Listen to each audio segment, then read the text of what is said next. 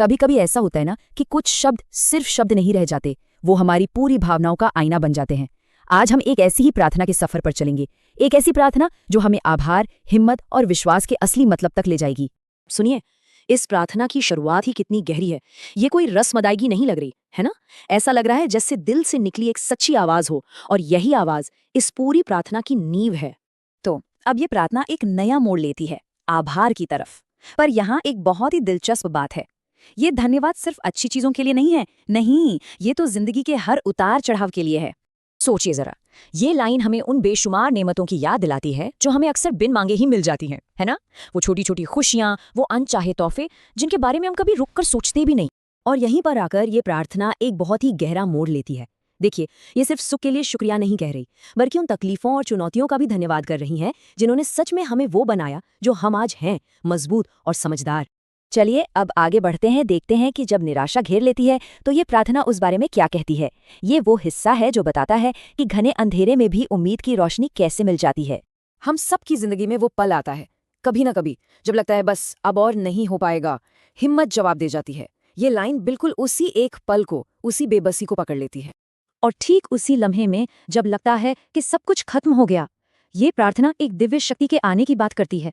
ये बताती है कि वो हिम्मत, वो साहस हमारे अंदर से नहीं, बल्कि कहीं और से, किसी ऊंचे स्रोत से आया। कितनी खूबसूरती से ये बात समझाई गई है ना, कि जब लगता है सारे दरवाजे बंद हो गए हैं, तब भी कोई नया रास्ता खुल जाता है। ये उम्मीद और विश्वास की एक बहुत बहुत पावरफुल सोच है। अब प्रार्थना का अगला पड़ाव ये हमें विनम्रता की ओर ले जाता है, इस बात की ओर कि कैसे हम अपनी गलतियों को मानते हैं और फिर भी हमें सहारा मिलता है, बिना किसी शर्त के। ये लाइन तो इंसान के स्वभाव की एक बहुत गहरी सच्चाई बताती है। हम अक्सर भूल जाते हैं, है ना? जो चीजें हमें मिली हैं उनकी कद्र नहीं करते। लेकिन ये प्रार्थना कहती है कि हमारी इन भूलों के बाद भी ऊपर वाले की कृपा कभी कम नहीं होती।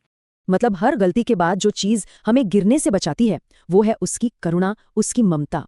ये एक भरोसा है कि हर ठोकर के बाद कोई है जो हमें संभाल लेगा। अब प्रार्थना के इस हिस्से में एक बहुत जरूरी बात सामने आती है। यहाँ हमें पता चलता है कि असली खुशी और ताकत का सोर्स क्या है, और ये शायद हमारी रोजमर्रा की सोच से काफी अलग है। तो ये प्रार्थना हमें क्या सिखा रही है? यही कि असली खुशी बाहर की दुनिया में, चीजों में या लोगों की बातों में नहीं है। नहीं, वो तो अंदर है, विश्वास में, ईश्वर पर भरोसे में। और ये लाइन, ये तो इस पूरी बात को एक अलग ही लेवल पर ले जाती है। ये कहती है कि सच्ची ताकत सिर्फ उसे मिलती है जो हर हाल में, चाहे अच्छा हो या बुरा, उसे याद रखता है। असल में यही तो है मजबूत बने रहने का राज। तो अब हम प्रार्थना के आखिरी हिस्से में आ गए हैं। यहाँ भविष्य के लिए एक बहुत विनम्र सी विनती की गई है। ये सिर्फ शुक्रिया अदा करके खत्म नहीं होती, बल्कि आगे की जिंदगी के लिए रास्ता भी मांगती है। तो आखिर में 3 बहुत सीधी लेकिन गहरी मांगे हैं।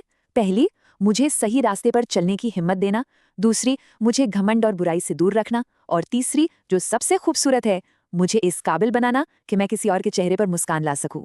और इन आखिरी शब्दों के साथ ये प्रार्थना पूरी होती है। ये एक मुकम्मल समर्पण है जो मानता है कि सब कुछ उसी से शुरू होता है और उसी पर खत्म। ये हमें एक बहुत गहरे सवाल के साथ छोड़ जाती है कि उसके बिना हम हैं ही क्या।